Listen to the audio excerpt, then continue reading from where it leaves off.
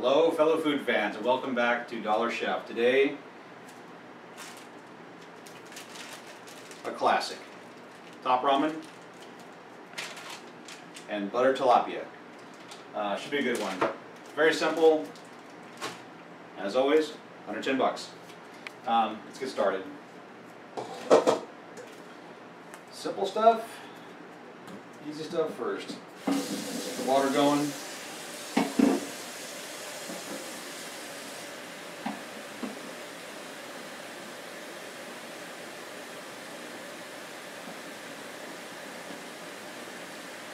And we will be doing both these at the same time, the top ramen and the buttered fish. It'll actually be buttered tilapia and buttered salmon. Two of us prefer tilapia and one of us prefers salmon. Either way, they're going to be both buttered at the same time and cooked at the same time as we're doing top ramen over here. Now, obviously, just like a peanut butter and jelly sandwich, most of you out there have at least done top ramen. So, like most things on this channel, this isn't a 5-star restaurant. We're not doing anything really crazy or sophisticated, but we are taking some basic stuff, even like top ramen, and we're enhancing a little bit while staying underneath 10 bucks. And these things are all, again, able to be done in a very small amount of time, at least as far as preparation goes. Now, something I never said before, I should probably say now. When I say most things are 10 bucks or less and 10 minutes or less, I mean that, but it has to do with mainly preparation. So on certain other videos, and maybe even this one, things might take a while to cook, but how long you take to actually prepare it and get it going, very limited. Okay? So anyway, get the top ramen going. Pretty confident everyone's done this in their life. If you have not done that, this channel itself might be a little bit too sophisticated. No, I'm just kidding. That will be fine. One thing I will say about top ramen, that as always, I always throw my 2 cents in on things, give you a little bit of detail as I'm doing it. One thing I say about top ramen is there is a lot of MSG and salt in the seasoning. So what I normally do is I made the top ramen, but I only put half the seasoning in. So if I use 4 packs like I'm using right now, I'll only put in 2 packs of seasoning. So MSG is not the greatest thing for you. It's something that they try to do to get you, more or less in a nutshell, to make it simple, addicted to what you're eating right then, and it's proven to work. But anyway, let's not even go there. Bottom line, you don't need a whole bunch of it. The flavor is going to be good enough with using half of it, and we're good. Once I get this going, I will get the fish going as well, and then I'll start showing you what I normally add to the top ramen, because although a lot of you have made top ramen, very few of you out there, at least millennials, have added to it. In other words, it's just the ramen, that's it. It's the whatever comes in the pack, the flavor. You eat it, you're done. Now, we're going to kind of spice it up a little bit. It's not going to be just the top ramen and the seasoning. We're also going to put stuff like onions and bean sprouts and things like that in it to kind of give it, you know, to make it better. It's boring otherwise. You guys have already done that. And again, doesn't take very long. Just takes a little bit of extra effort, just a little bit, and you basically have a much better tasting meal and less boring meal. So live it up a little bit. No big deal. But before we do that, we're going to get all this stuff cooking. Because we also preach here on Dollar Chef to use good time management in the kitchen. Why? You don't want to sit there all day long, mess around the kitchen. You want to make stuff, make good stuff at a good price, and be done with it. Not waste an hour and a half in the kitchen and mess around when you don't have to. All right.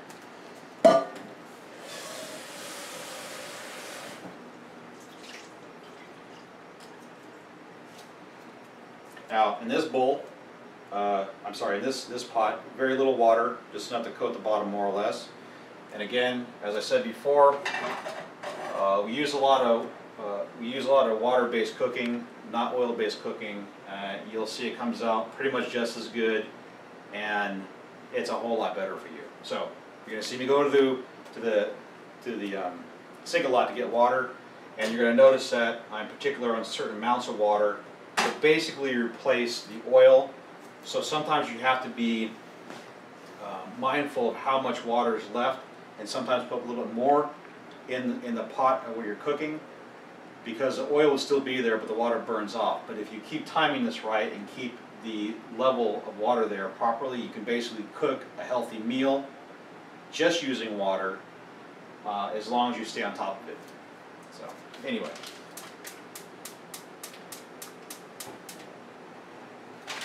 this pot going. Obviously, pricing while we're doing this right now, while everything is starting to get warmed up. Go ahead and take a moment to yap here a little bit. Pricing on the top ramen, everybody knows it's cheap. It's just cheap. 25 cents a pack, 20 cents a pack, something ridiculous. So let's not even go there. That whole bowl right there is probably $1.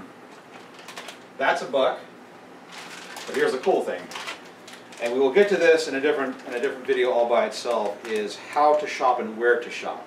It'll probably be a miscellaneous video, so I'm not going to talk about these places right now that I shop at. I'll do that later. What I will tell you is all the stuff that I pretty much show you in this video or use in this video, or all my videos, come from the same, probably 3 locations. This is a 4-ounce piece of tilapia,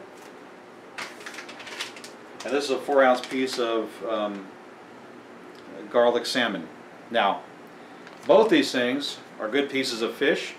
Both are flash frozen, which means they're frozen at the source, which keeps the basically, in a nutshell, makes the fish taste better because they froze it right away. And it didn't break down. And the best part about this, all the stuff, is $1 each. So that's $1, that's $1. So I get a bunch of these guys. I buy 20 or 30 of these fish packs at a time. So you got $1 there, top ramen. You got $3 here of fish, which is great. It's incredible to me. And you get to freeze it, so you keep it around as long as you want. You want some fish, each pack's $1. I'm a happy man. All right, so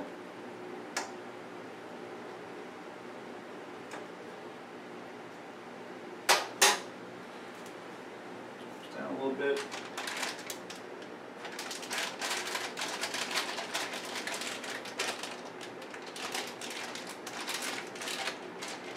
And while I'm doing this, like I said before, all these meals have been thought out to be the right price and efficient for you to do. And that's why I want. I want something for you guys. This isn't about making chocolate or Sinclair's or how to make cotton candy, which is great. I'm not saying it's not. I'm sure a lot of people out there, or in this room even, like cotton candy.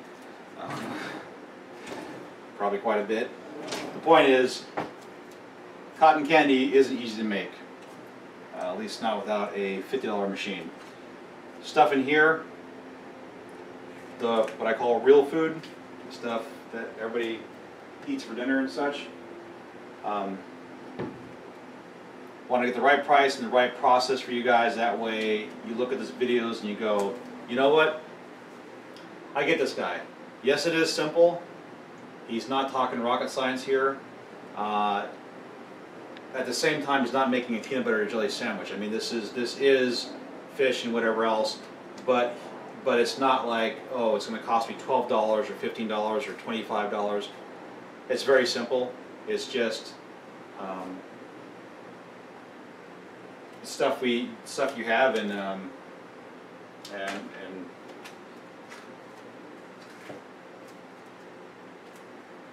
cut. What's wrong? No. And we're back.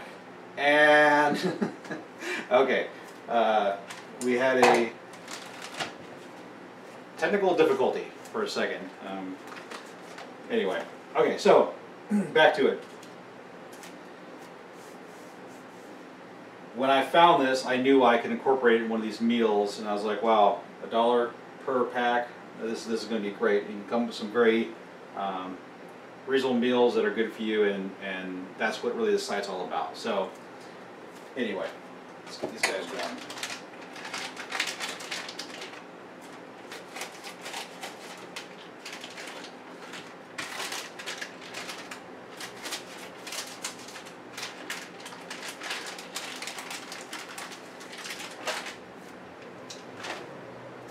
And the major point there, before he broke there for a second, was I am obviously not a gourmet chef, and that's not the point of this channel.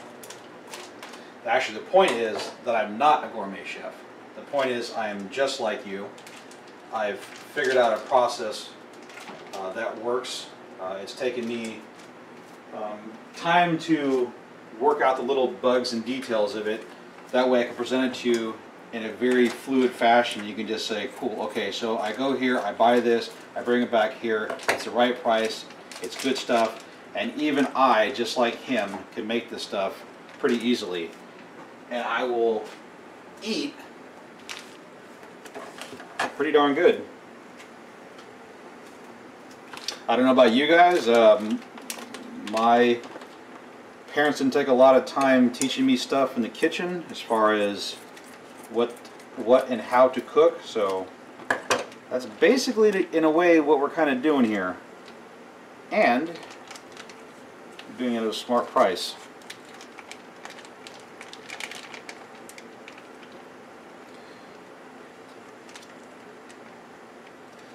Now I just realized something, and this happens. If you guys saw the avocado video, something always happens in the kitchen. So, but that's life, things happen. One of the things is you got to adjust. This salmon, unlike the last batch, which I forgot, is already seasoned. The last batch was just straight salmon. This is a garlic salmon. Even though I said it earlier, I just wasn't thinking. So anyway, I'm going to remove it and cook it separately later on for the third person. I'm going to do the tilapia, which is just straight tilapia buttered. So that's what's going on right now. A little error, no big deal, just adjust.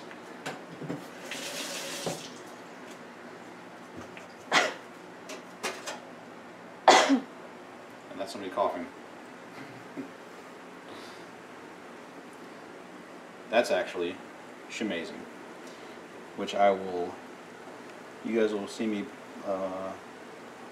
doing a lot of plugs over her website quite a bit. She is, I think, an incredible person and an incredible artist, and she has her own channel that will be linked to this one. If you guys out there not only love food but also love art, I advise you check out that channel as well. It's just good stuff. Okay. Well, for now, back to the food, or she calls foodies.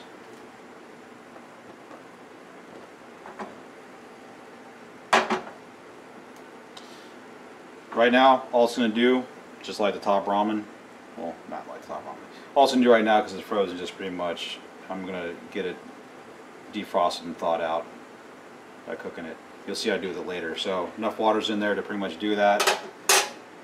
Blah, blah, blah, blah. That's the boring part. Top ramen's going. I'm going to calm this down a little bit at this point, so I can kind of time this correctly. The top ramen's up to you, depending on how you like it.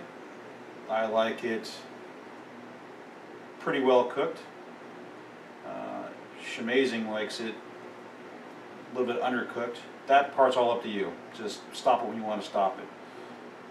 But try to time everything to where it's roughly done at the same time. I'm going to calm mine down because I'm not ready for it to be done yet. Get this one up a little bit. Turn this fan down. Which is another thing that I've learned. I like the fan. Keeps you cool, but if the fan's blowing on the fire, it kind of messes things up a little bit. So for right now, we're just gonna cook. Who needs to be cool? Okay.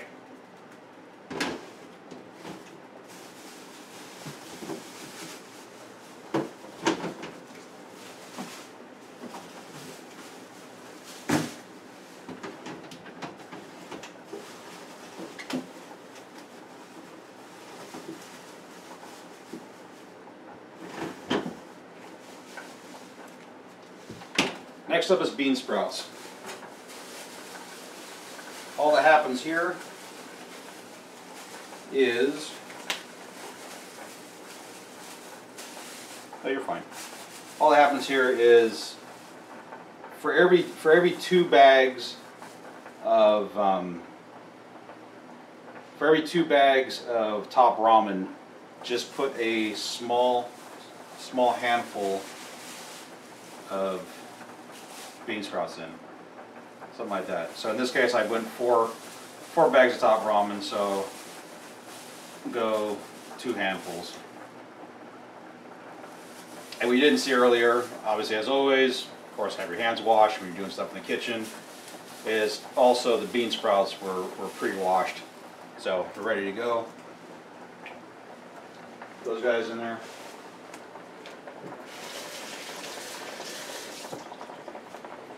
That's one of the main things that makes this a little bit spiced up, is the bean sprouts. It gives it more of a authentic Asian taste. It just tastes healthier.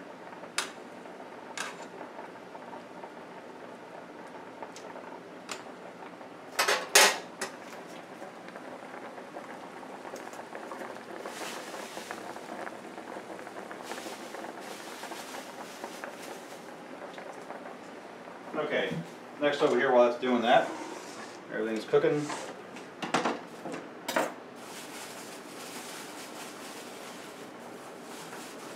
The bean sprouts make it taste healthier. The jalapenos spice it up a bit. Not necessarily that you'll actually eat the jalapeno pieces in the top ramen, which you can. I do, but it's that they're floating around in the ramen, like we do with a lot of our stews, and just simply by being in the pot cooking, they'll give off some of that flavor and just make it taste that much better. If you're really into spicy stuff, then you can actually just eat the jalapenos in your bowl. Now notice I'm not a 5-star chef here, nothing like that, and I'm not doing the whole crazy thing. Just slice them up. Get a good knife, which we'll do the other video about the knives, but slice the pieces up. Not too big, not too small. Just think to yourself, what size would I want to eat if this is my spoon right now? Want to be able to taste it but not kill yourself when you're eating it. Alright, the jalapeno's done. Usually what I do, bring everything over, and when you go to the pot, just one thing at a time, very simply brush it off and lose a whole bunch of it. No. Anyway, get in there. And Shamazing is doing an outstanding job of showing the error. Okay, so go here for the onion. And again, I'm just like you guys. Nothing special here. Take an onion,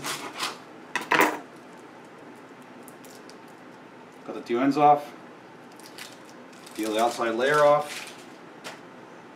This isn't brain surgery.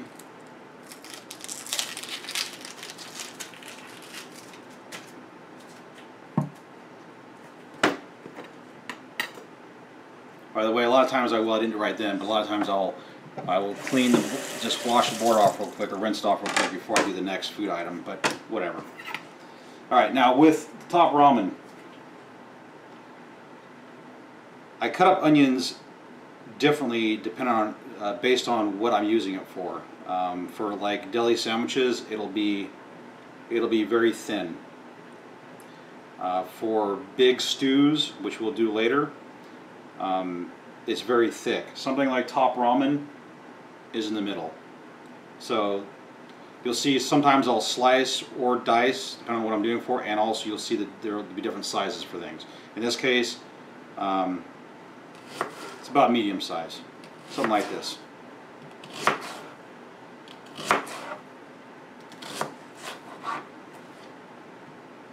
Again, other videos will show you in very detailed how to do a bunch of crazy stuff. This isn't like that.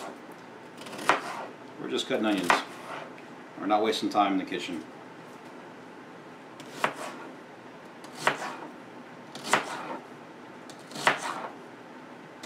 Like one major point across to all of you out there is that no, this is not that complicated. No, it doesn't take a lot of time. And no, you don't have to be a millionaire to make this happen. You could literally go shop, get the stuff, go home, make it. And you don't have to go and eat at McDonald's every single day.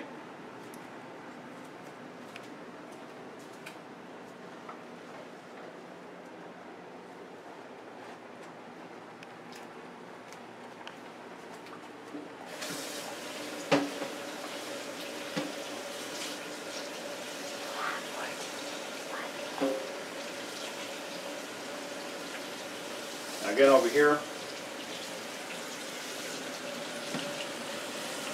you should wash. If you always rinse off your stuff right away, you'll be good for a while. Just keep it clean.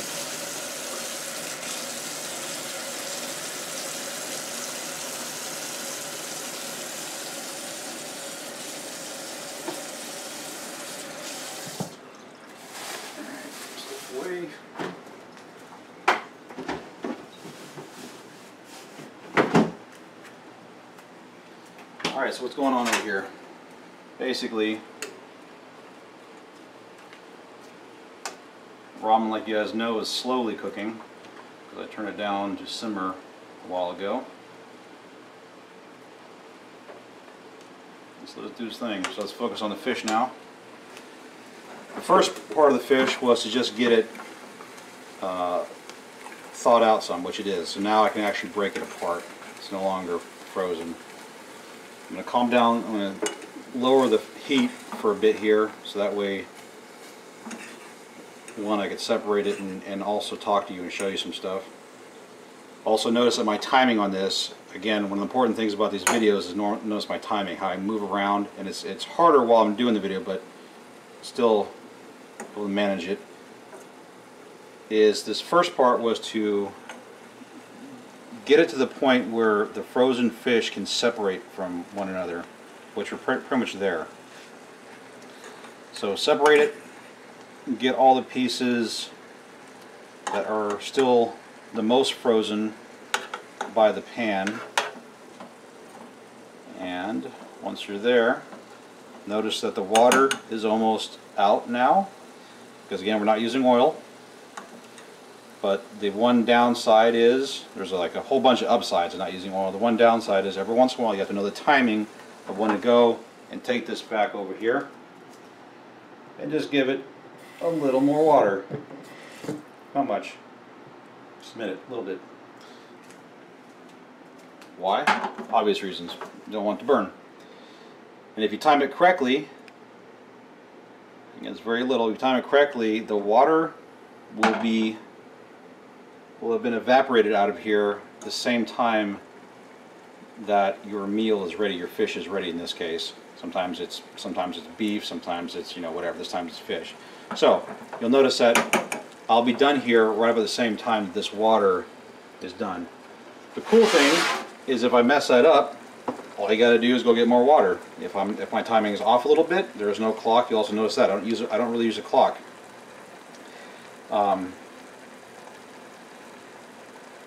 Is basically when if I run out of time and I need more water, I just go get more water and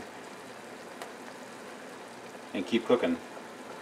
So don't use a timer here almost at all. You'll also notice I don't use a lot of measuring devices. Learning to play it by ear and just getting good at it on the fly is important as far as efficiency, because then you just know how to do it and you're like, I don't need all that stuff. I just want to make the stuff and get it done and eat it and be happy and move on with my life. So right now the butter, how much butter am I using? I don't know. What feels right? I don't know how many pieces of fish you're putting in there. I don't know how much you like butter. So right now it's a buttery, watery mixture, and the fish is cooking in it. Some people like butter a little bit more. Why not, right? Alright, obviously not too much there. You can save some for later. So this is it. And it sits there and cooks.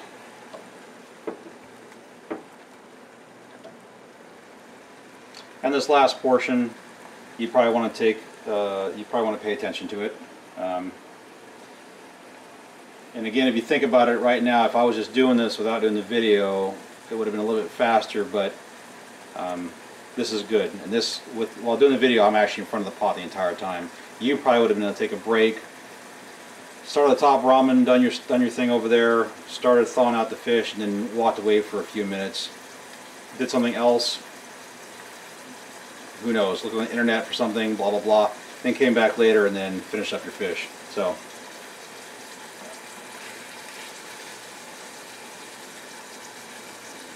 that part's a little pink, so flip it over.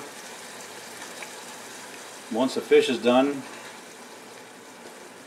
we're pretty much done.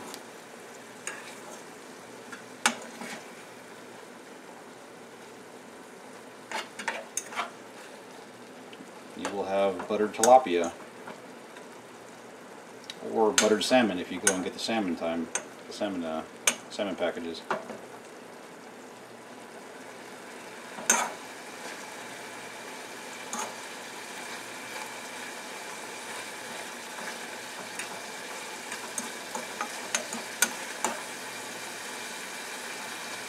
And this whole meal for all 3 people was about $4. And once this is done here, as you can see, this is the last 30 seconds or so of it. I'm actually going to switch this to a spoon. She'll stay on that for a second.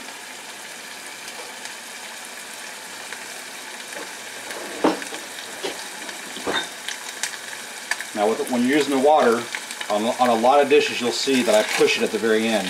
What I want to do is I've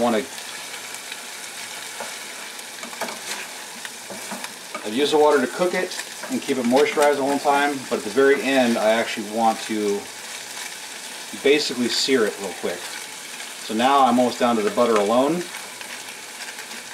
but I have no oil, so I had to be very careful with this part to not burn it.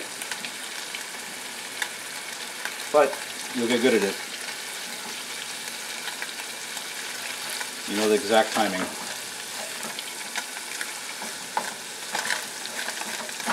As long as you get close enough, you'll be good. You won't have a big watery mess. You'll just have the food you're trying to cook the way you want it to taste, and you won't have a bunch of fatty oil.